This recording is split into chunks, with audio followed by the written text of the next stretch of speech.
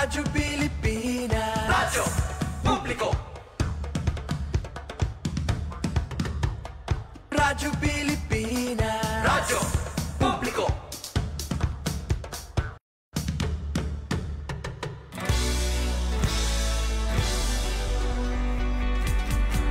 Mahalagang mga balita, napapanahong impormasyon.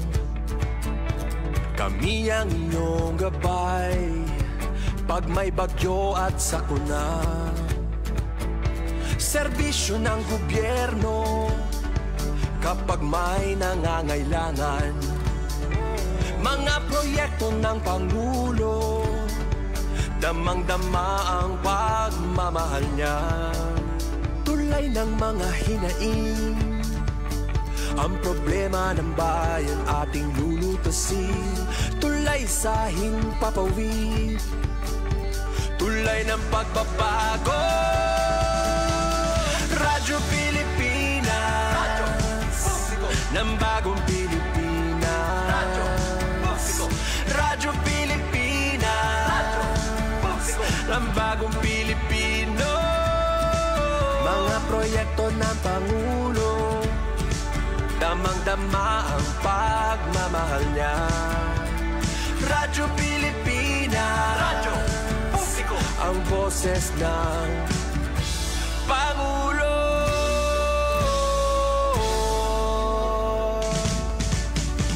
Karamay nyo kami, kahit malayo man kami nakakarating. OFW magsasaka, buhay ay iba't iba, san mang lugar ng bansa natin. Tulay ng mga hinaing, ang problema ng bayan ating lulutasin. Tulay sa himpapawid, tulay ng pagbabago. Radyo Pilipinas, Radyo Publiko. ng bagong Pilipinas. Radyo Publiko. Radyo Pilipinas, Radyo Publiko. ng bagong Pilipino. Mga proyekto ng Pangulo, damang-dama ang pagmamahal niya. Radyo Pilipinas, Radyo Publiko. ang boses ng Pangulo. Radyo Publiko. Radyo Pilipinas, Radyo Publiko. Radyo Pilipinas.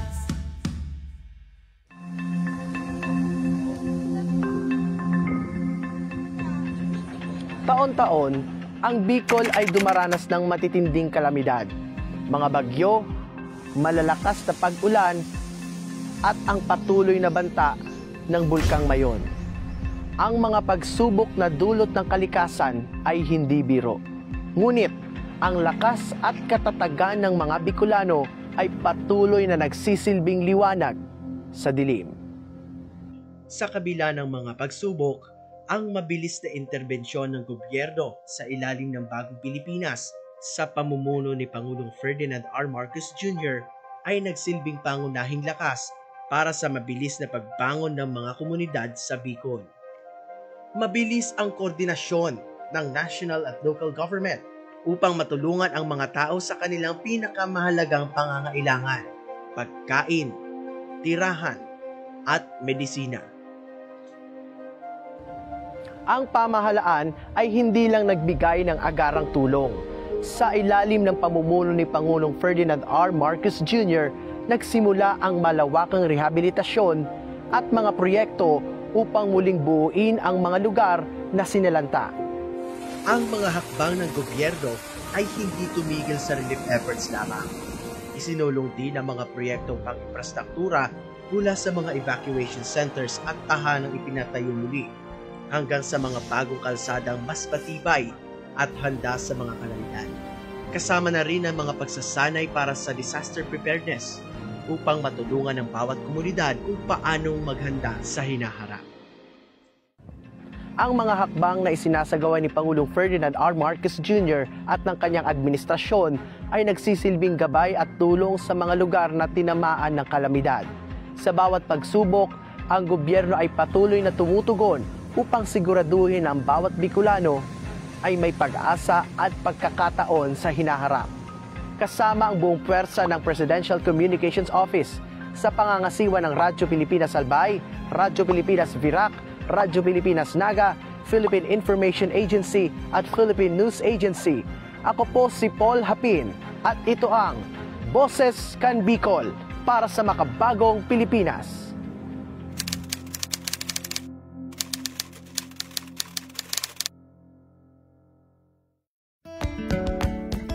Sa tahimik na baryo ng Zone 3 Agos sa bayan ng Pulangi, Albay, nakatira si Tatay Crescencio Art Colagong, isang 84 na taong gulang na magsasaka. Isang simpleng tao na buong pusong nag-alay ng kanyang buhay para sa lupaing kanyang sinasaka at sa pamilyang kanyang minamahal. Ugmahon akong marayan na i-award kan sa tuyang mahal na presidente. Kung bako sa iya, ay day ako makakuyan digdi. Higit 3 dekada ang lumipas nang sinimulan ni Tatay Crescencio ang kanyang laban para sa sariling lupa. Ito ang naging kwento ng tiyaga, pananampalataya at pag-asa. Sa ilalim ng New Agrarian Emancipation Act ng Administrasyong Marcos Jr., sinimulan ni Tatay Crescencio ang proseso upang makamit ang lupang matagal na niyang sinasaka. Ang daan patungo rito ay hindi naging hamon. Mga papeles ay kaagad na naayos at mga pagdinig ay mabilis na napuntahan. Mismo nga si Presidente Marcos maduman nga ni sa pili. Kaya nagkahilingan kami. Dumang ko na-receive itong title. Ugmahon na ako kasi haloy akong naghintay. Garong puon pa kaintong 1988 o 87. At sa wakas, dumating ang araw na matagal niyang inaantay. Sa edad na 84, natanggap ni Tatay Crescencio ang Land Transfer Certificate title na nagsasaad na siya ang ganap na may-ari ng lupaing matagal niyang inilagaan. Ay, ang masasabi ko sa ating Pangulo, sana maghaba pa ang buhay niya. Na kung igwa pa siyang nagigirumduman na magigibo digdi sa satuyang bansa, dapat magibo pa niya, iyon kuyang ko sa Panginoon kasi tagahanga ako niya.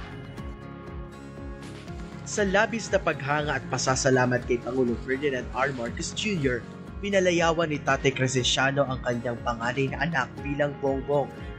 Para sa kanya, ito ang simbolo ng pag-asa sa bagong Pilipinas na dala ng pamahalaan.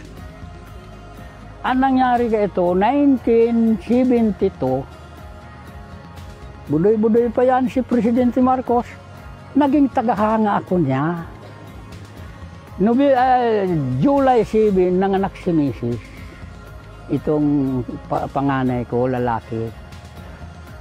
Sabi ko, aanohan ko yan? Ang palaya ko kayan Bungbong. Ang pangarang kayan Re, alias Bongbong. Tagahanga ako niya. Salamat pa so paghanga ko sa iya. So aki kong pigtawag kong Bongbong. Nag-usay kay pag-adal o ngunyan sa Australia Industrial Institute. Ang tagumpay ni Tatay Crescencio ay bahagi ng mas malaking tagumpay ng Department of Agrarian Reform sa Bicol o DAR5 noong 2024. Halos 21,000 land titles at Certificate of Condonation with release of mortgage ang naipamahagi sa mga magsasaka sa buong rehiyon. Ayon sa Department of Agrarian Reform Bicol, ang pamamahagi ay sumaklaw sa 28,658.96 hektarya ng lupa na nagbigay benepisyaryo sa halos 18,000 Agrarian Reform Beneficiaries o ARBs. Noong July 7, 2024, pinangunahan ni Pangulong Ferdinand R. Marcos Jr. ang distribusyon ng mga titulo sa Bicol. Dalawang magkakasunod na pamamahagi ang naisagawa sa ilalim ng New Agrarian Emancipation Act o RA 11953 na nilagdaan noong July 7, 2023. Maraming tulong ito eh. Yung mga hindi sigurado sa kanila na yung lupa, ngayon sa kanila na libre pa. Maraming tulong ito sa magsasaka. Maraming salamat sa iyo, Ferdinand Marcos, dahil sa binigay mo sa akin na lupain na sinagot mo yung aking kabayaran.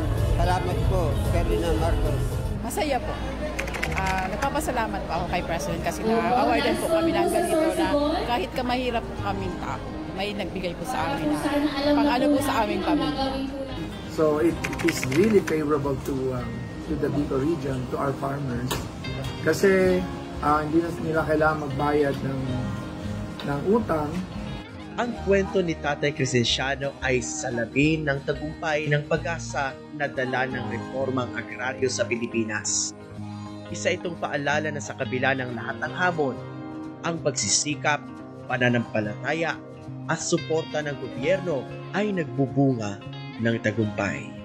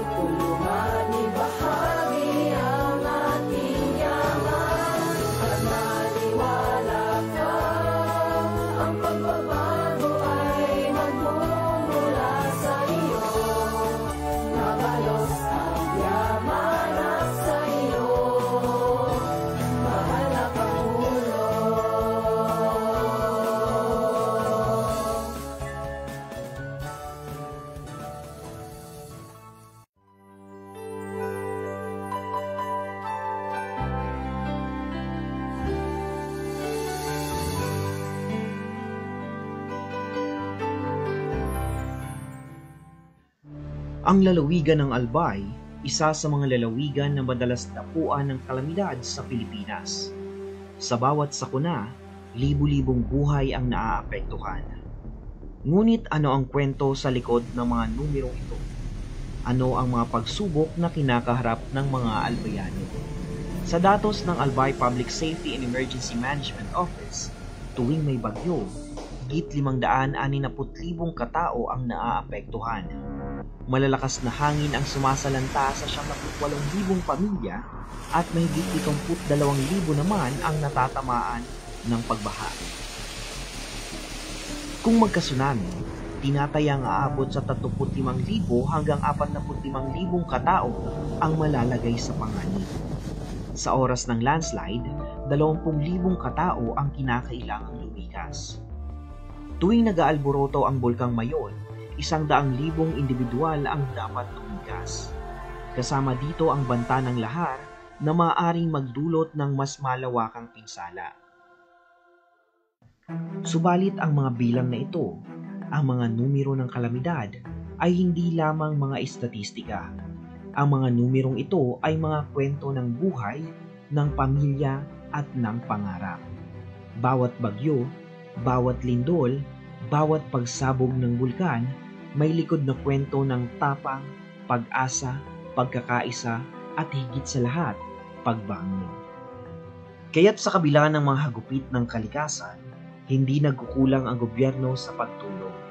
Kamakailan lang, sa pagbisita ni Pangulong Ferdinand R. Marcos Jr. sa Camarines Sur, ipinagkaloob ang 50 milyong pisong tulong pinansyal para sa mga apektadong pamilya ng nagdaang bagyong Christine sa Albay. Ang bawat lokal na pamahalaan ng lalawigan ay makatatanggap ng 1 milyong piso hanggang 3 milyong piso batay sa mga pagsuri ng mga lokal na opisyal. Yung pinaka-affected na mga LGUs, nakareceive po sila ng 3 million pesos. And yung mga medyo affected lang naman, 2 million pesos. And yung mga less affected, mostly yung mga papunta po doon sa distrito namin, sa 1st District, naka-receive naman sila ng 1 million pesos. Except for Tiwi sa 1st District na talagang malaki din naman yung naging pinsala. And aside from that, hindi lang naman mga LGUs but yung mga schools. So, out of the 50 million fund ay namigay din po tayo ng tiga 500,000 para sa mga division offices para maitulong din para sa repairs ng mga schools na nasasakupan nila. Ang mga numero, 1 milyong piso, 3 milyong piso, kalahating milyong piso ay mga hakbang sa pagtulong. Ngunit bawat isa sa mga albayano, ang pinakamahalaga ay hindi ang halaga ng ayuda, kundi ang buhay na muling nagkakaroon ng pag-asa. And napakalaking tulong at hanggang ngayon, yung mga nakaranas na mawala ng bahay, yung mga totally damaged, tsaka yung mga partially damaged, ay hanggang ngayon nakikipag-coordinate pa rin sa amin ng national government para maibigay pa rin yun. Sa kabila ng mga pagsubok, sa kabila ng bawat sakuna, ang Albay ay patuloy na umaasa. Ang mga albayano ay hindi susuko. Ito ay bahagi na ng kanilang buhay. Ngunit sa bawat kalamidad, may bagong kwento ng tapang at pagkakaisa. At sa bawat kwentong iyon, natututunan nilang mas maging matatag at mapagmahal sa isa't isa. Maraming pasasalamat ko kay Presidente dahil kahit paano inabot kami ng tulong. Maraming pong salamat, Presidente, sa inyong pagbisita. Sana po matugunan ang mga pangangailangan ng mga farmers, hindi lang po yung immediate need nila. Salamat po sa satuya po na namumusta na Presidente ng Pilipinas, President Marcos, and Speaker Romualdez. Sa inyo po na daing patod as in daing baklag na pagtabang sa Samoya. Ito ang Albay, isang lalawigan na sa kabila ng mga kalamidad, patuloy na bumabangon, nagsisilbing inspirasyon sa bawat Pilipino. Ito ang kwento sa likod ng mga numero. At ito ang garanti ko. Napakasimple lang ang garanti ko. Kahit may subsidy, kahit walang subsidy, kahit anong contribution, all of these issues, hindi mababawasan ang serbisyo ng PhilHealth. Hindi mababawasan ang bayad ng PhilHealth sa insurance claim. In fact, baliktad. Padadamihin pa namin ang serbisyong ibibigay ng PhilHealth, palalakihin pa namin ang pagbayad sa insurance claims. So, I would like to just assure everybody, huwag niyong inaalala na mababawasan ang serbisyo kahit na kanino, para sa senior, para sa mga hirap, para sa middle class. Walang mababawasan kahit isang kusing. Quite the opposite. dadagdagan natin yan in 2025, mas dadami pa ang magiging serbisyo na ibinibigay ng PhilHealth, mas lalaki pa ang magiging payment na ibibigay sa insurance claim. Kaya huwag po kayong mag-aalala, walang mawawala sa serbisyo ng PhilHealth. Mas pinapaganda pa nga namin ang pagpatakbo ng PhilHealth para mas marami pang maibibigay sa taong bayan.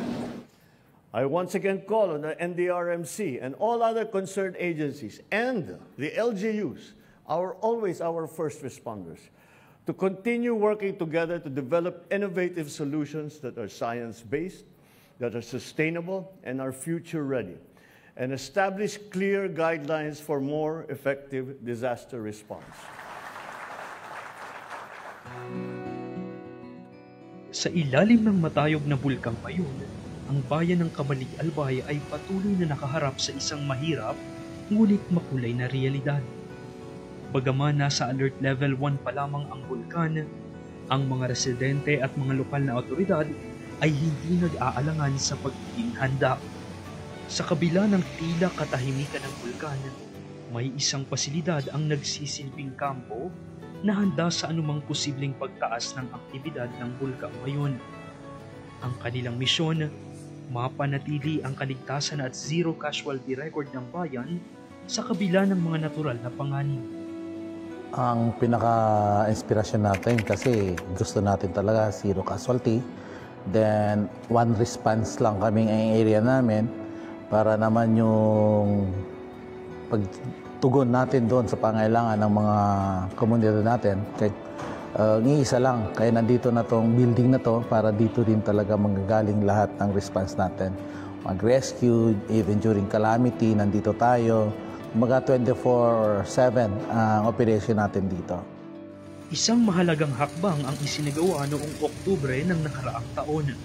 Isang hakbang na magdadala ng mas matibay na seguridad at kaligtasan sa mahigit 80,000 residente ng 50 barangay. Isang makasaysayang araw para sa bayan, ang pagbubukas ng kauna-unahang institutionalized command center sa lalawigan ng Albay. Ito ay isang sentro ng operasyon na may malaking layunin, ang magbigay ng agarang aksyon sa mga panahon ng kalamidad at krisis. Isang sentro na hindi lamang naglalayong magbigay ng impormasyon, kundi magtaguyod ng tamang koordinasyon, isang komprehensibong plano para sa kaligtasan ng mga tao. Kumbaga automatic ang response kagad kami. Then nandiyan naman yung mga staff natin. Nilalagyan talaga natin ng staff kasi importante yung mga staff eh.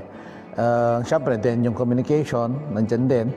Then yung mga facilities na kailangan ilagay natin dito para naman madali ang pagtugon doon sa mga nangangailangan. Sa mga makabagong kagamitan at mga teknolohiya na naroroon, ang bawat panganib ay natutukoy sa mas mabilis na oras.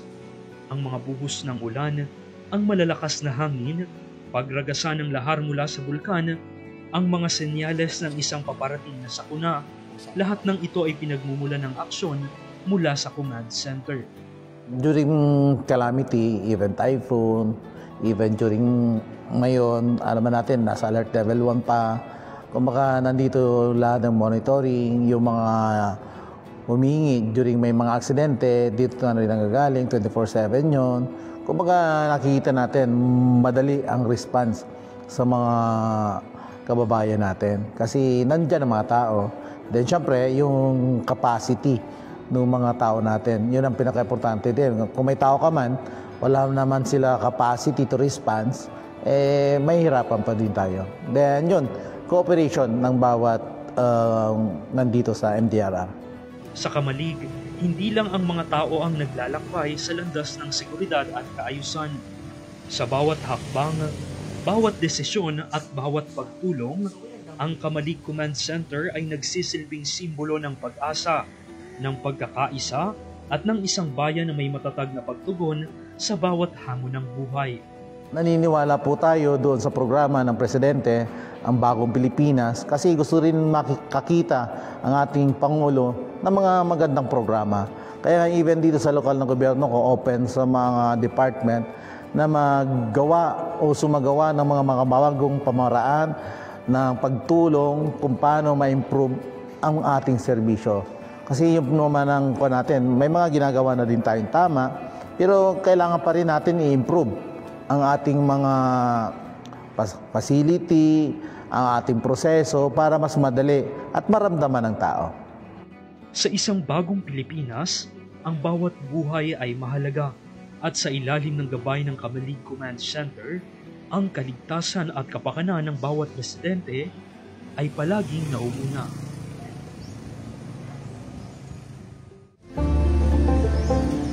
Sa bawat bigati at sakuna na bumangon sa ating bansa, may isang mahalagang puwersa na tahimik ngunit matatag na nagsilbing guro at tagapagtanggol ng bawat buhay. Ito ang tanggapan ng tanggulang sibil. Primary mandate ng Office of Civil Defense at cascaded dito sa Office of Civil Defense Regional Office 5 is to administer a comprehensive DRRM programs by providing leadership in making strategic approaches to reduce the risk of hazards and manage the consequences of disasters. Yun po ang pinaka-primary na layunin ng Office of Civil Defense. Ngayon, meron tayong sinusunod na per Republic Act 10121. Meron tayong yung Republic Act 10121, yan yung Disaster DRRM Act of 2010, kung yan ay tawagin. Ang tawag dyan ay Republic Act 10121. Meron tayong 4 na pillars: prevention and mitigation, preparedness, response, and rehab and recovery.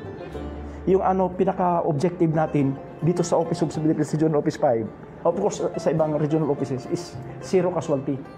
Sa Bicol Region, kung saan ang mga hamon ng kalikasan ay walang katapusan at ang bawat sandali ay isang pagninilay sa buhay at kaligtasan, dito masusubok ang tatag at kahandaan ng mga ahensyang nagtutulungan upang matiyak ang kaligtasan ng nakararami. We are prone to disaster talaga ito sa Bicol. Hindi lang typhoon. Meron tayong pagputok ng bulkan, itong Mayon at saka Bulusan. At minomonitor din natin yung ibang bulkan na wala pang activity ngayon, pero yung Iriga, sabi sa amin, ay meron ng activity, kaya minomonitor na rin. At meron tayong mga lindol, meron tayong tsunami kasi nakaharap tayo sa Pacific Ocean. Nandyan yung Philippine Trench, nandyan sa Pacific Ocean, along the Pacific Ocean. Pag maggumalaw yan, baka mag-create yan ng, ang sabi ay it could generate up to 8.1 magnitude earthquake. At yung 8.1 ay kaya na yang mag-generate ng tsunami at delikado yung ating mga coastal areas. Magmula doon sa Dait hanggang dito sa Matnog ay nakaharap yan. So yan ang ating pinangangambahan o yan ating pinagpreparahan na kung sakali, God forbid, kung sakaling may mangyari, ay meron tayong panlaban. Ang kanilang misyon ay hindi lamang maghanda sa pinakamadilim na sandali, kundi maglatag ng isang malalim at komprehensibong diskarte upang baguhin ang ating pananaw sa kaligtasan. So halimbawa, dumaan ang bagyo, yung dadaanan ay yung mga vulnerable population dyan, dapat iiwas na natin. I-preemptive evacuate. Dito po sa Bicol, yung preemptive evacuation, nung panahon pa nila Director Rafi Alejandro, yan ay nabuo nung panahon nila Governor Salceda. Nung panahon na yan, nabuo yung preemptive evacuation. Bago yan na-adapt sa ibang lugar ng Pilipinas, dito yan nag-umpisa. Yeah, sa akin pagkakalam, dito yan nag-umpisa sa Bicol. Yan ang pinakamagandang practice, best practice ng Bicol na naipamahagi na sa buong kapuluan. Mula sa preemptive evacuation na isinigawa pa bago pa man dumating ang bagyo, hanggang sa mga drill at pagsasanay, ang bawat hakbang ay nagsisilbing proteksyon para sa mamamayan. Isang pagnanasa na mapanatili ang buhay at matulungan sa oras ng pangangailangan. Sa pagtutulungan ng mga lokal na lider at mga residente, nabubuo ang isang mas malawak na sistema ng pagtugon. Isang sistema na nakaugat sa katotohanan na sa bawat sakuna, ang bawat tao ay may mahalagang papel. Marami tayong natulungan na communities. In fact, yung ating mga provincial DRRM offices ay saksi niyan. Lahat ng natin, kung wala tayong DRRM office, ay baka iba ang nangyari. Pero dahil sa ating mga DRRM office na kung saan pinadaloy natin yung information, yung binigay ng pag-asa na information, ay nailigtas natin ating kababayan. Marami, halos lahat ng lugar sa Bicol ay maraming success stories. Kasi kung wala yung information na pinadaloy natin, naku, iba ang picture. Subalit, sa bawat kalamidad, hindi natatapos ang laban pagkatapos ng unang lapag ng sakuna. Ang tunay na pagsubok ay nag-uumpisa pagkatapos ng bagyo. Sa bawat pagbangon, ang Office of Civil Defense ay hindi lamang nag-aalok ng pansamantalang tulong, kundi nagbabalik sa bawat komunidad ng lakas at buhay upang muling magsimula. Gawa natin ng early recovery ay immediately after the disaster at nakabalik na yung mga tao, they need food kasi sinira eh. They need seeds for planting. They need chicken para i-propagate ulit yung nawalang mga chicken na sinira nung pinatay nung bagyo. They need mga baboy na kailangan nilang mag-alaga. And all these needs, early recovery, immediately after, ay ang OCD ang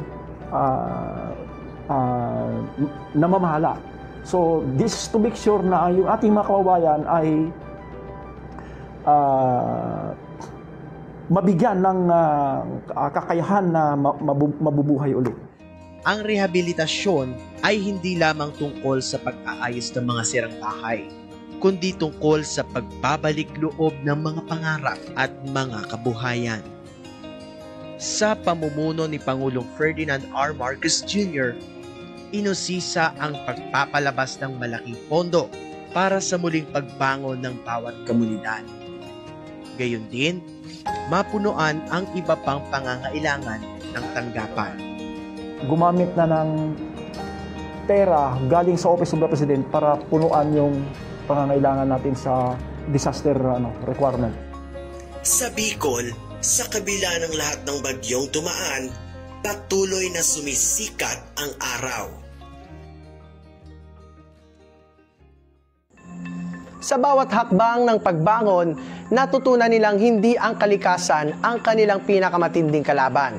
At sa isang bagong Pilipinas na matatag, walang bagyo o kalamidad ang kayang magpatinag sa di mabilang na tapang at pananampalataya sa bukas. Maraming salamat po sa lahat ng naging bahagi ng aming programang Ang Boses Can Bicol para sa makabagong Pilipinas. Maraming salamat din po sa Presidential Communications Office na pinangunahan ni PCO Secretary Cesar Chavez na siyang nasa likod ng inisyatibong pagsamasamahin ang mga pangkomunikasyong ahensya ng pamahalaan upang maihatid at maipaalam sa mga Bicolano na may gobyerno tayong nagmamalasakit. At sa nalalapit na Araw ng Mga Puso, pakaabangan po natin ang muling pagsasama-sama ng puwersa ng mga state media sa Bicol upang ihatid sa inyo ang ating mga napagtagumpayan sa ilalim ng bagong Pilipinas. Muli, ako po si Paul Hapin at ito ang Boses Can Bicol para sa makabagong Pilipinas.